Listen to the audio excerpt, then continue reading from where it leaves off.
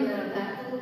Perkenalkan, saya Putri Fitratul Fadha dari kelas Pendidikan Matematika 2022C dengan NIM 220301740448. Di sini saya akan memberikan sedikit narasi mengenai sejarah bahasa Indonesia yang menjadi keunggulan Indonesia sebagai bangsa bila dipandang dari sudut pandang kita, juga prospek bahasa Indonesia di masa mendatang bila dikaitkan dengan disiplin ilmu yang kita pelajari saat ini.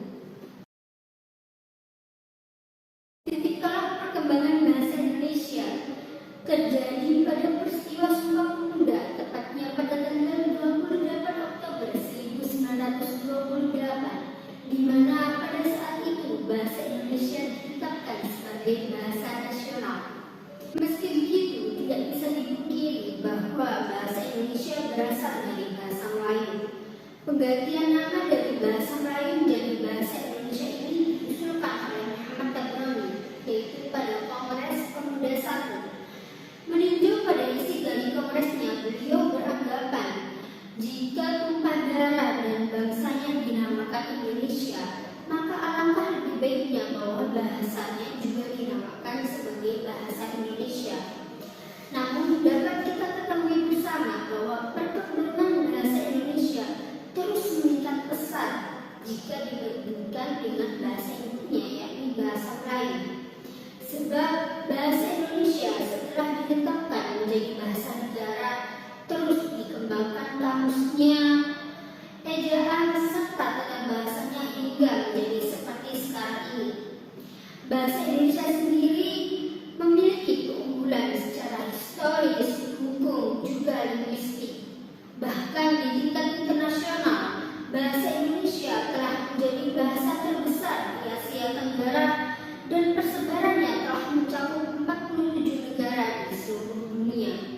Selain itu, bahasa Indonesia berfungsi sebagai alat komunikasi antar daerah, antar suku bangsa dan masyarakat etnis, serta antar budaya di Indonesia. Seiring dengan kemajuan komunikasi, diperkirakan hampir tidak ada bahasa daerah yang luput dari pengaruh bahasa Indonesia.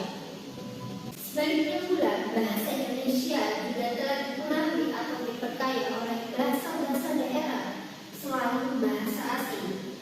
Sumbangan bahasa daerah ataupun bahasa asing ini bisa dikatakan besar, sehingga dalam perkembangannya dari bahasa Melayu bisa dikatakan bahasa Indonesia memiliki karakternya sendiri. Dalam dunia pendidikan, bahasa Indonesia sebagai bahasa pengantar pendidikan pada semua jenis dan jenjang pendidikan tentu saja dapat dibanggakan. Bahasa Indonesia telah membuktikan kemampuannya, yakni bukan hanya sekedar sebagai bahasa pengantar ke pendidikan di tingkat lembaga dasar dan menengah saja, tetapi juga sebagai sarana penyebaran serta alih ilmu pengetahuan dan teknologi lembaga kependidikan tinggi. Selanjutnya, berbicara mengenai prospek bahasa Indonesia di masa mendatang. Jika saat ini kita bersama-sama disiplin ilmu dalam mempelajari bahasa Indonesia, maka bukan tidak mungkin jika bahasa Indonesia memiliki prospek menjadi bahasa internasional.